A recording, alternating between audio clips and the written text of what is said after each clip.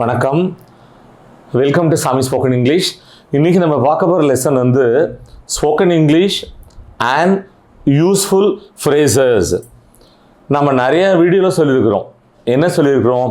நிறைய ஃப்ரேசஸ் கற்றுண்டா தான் நம்மளால் ஃப்ளூயண்ட்டாக இங்கிலீஷ் பேச முடியும். அதே மாதிரி கிராமட்டிக்கல் மிஸ்டேக் இல்லாமல் இங்கிலீஷ் வந்து எழுத முடியும்.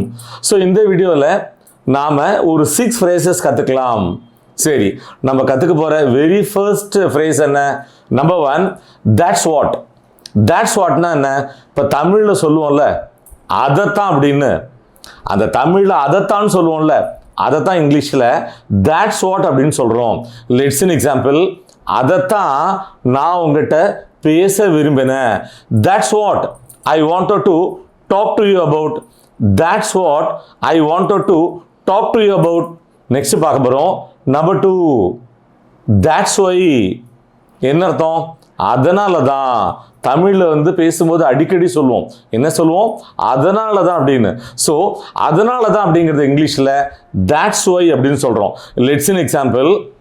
அவர் வந்து குடிச்சிருந்தார், அதனால தான் நான் அவரை உள்ள விடலை. he was under the influence. that's why I didn't let him in. he was under the influence. that's why I didn't let him in. நல்லா கவனிங்க. under the influence இந்த ஃப்ரேஸுக்கு குடிச்சிருக்கிறதுன்னு அர்த்தம். let in அப்படின்னா உள்ள விடுறதுன்னு அர்த்தம். நெக்ஸ்ட் பார்க்க போகிறோம். Number 3, that's where. என்ன அர்த்தம்? அங்கே தான். தமிழ் அடிக்கடி சொல்லுவோம், அங்கே தான் சொல்லுவோமா? அதை தான் இங்கிலீஷில் that's where அப்படின்னு சொல்கிறோம். Let's an example. அங்கே தான் பிரச்சனை ஆரம்பிச்சது. that's where the problem started. that's where the problem started. Next பார்க்க போகிறோம். Number 4, that's when. என்ன அர்த்தம்? அப்பதான். தமிழில் சொல்லுவோம் இல்லையா அப்பதான் அப்படின்னு, அதை தான் இங்கிலீஷில் that's when அப்படின்னு சொல்கிறோம். Let's an example. அப்பதான் அவன் வந்து தான் பண்ணின முட்டாள்தனமான தப்பை உணர்ந்தான். that's when he realized his folly. that's when he realized his folly. நல்லா கவனிங்க. இந்த வாக்கியத்தில் ஒரு புதுசாக ஒரு நவுன் ஒரு வேர்பு கற்றுன்னு இருக்கோம். அந்த வேர்பு வந்து ரியலைஸ், உணர்தல். ஃபாலினா என்ன? ஒரு தவறு. அதுவும் வந்து ஒரு சாதாரண தவறு இல்லை, முட்டாள்தனமான தவறு. நெக்ஸ்ட் பார்க்க போகிறோம். நம்பர் 5 என்னது? that's how. அப்படித்தான் சொல்லுவோம் இல்லையா அப்படித்தான் அப்படின்னு. தமிழில் அப்படித்தான் சொல்கிறத தான் இங்கிலீஷில் that's how அப்படின்னு சொல்கிறோம். Let's an example. அப்படித்தான் நான் என்னுடைய பணத்தை இழந்தேன். that's how I lost my money. that's how I lost my money.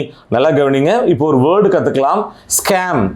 ACAM. ஸ்கேம்னா பண மோசடின்னு அர்த்தம். ஸோ இந்த வீடியோவோட லாஸ்ட் லெக் வந்துட்டோம். என்ன பார்க்க போகிறோம்? Number 6, that's who. என்ன அர்த்தம்? அவர் தான்.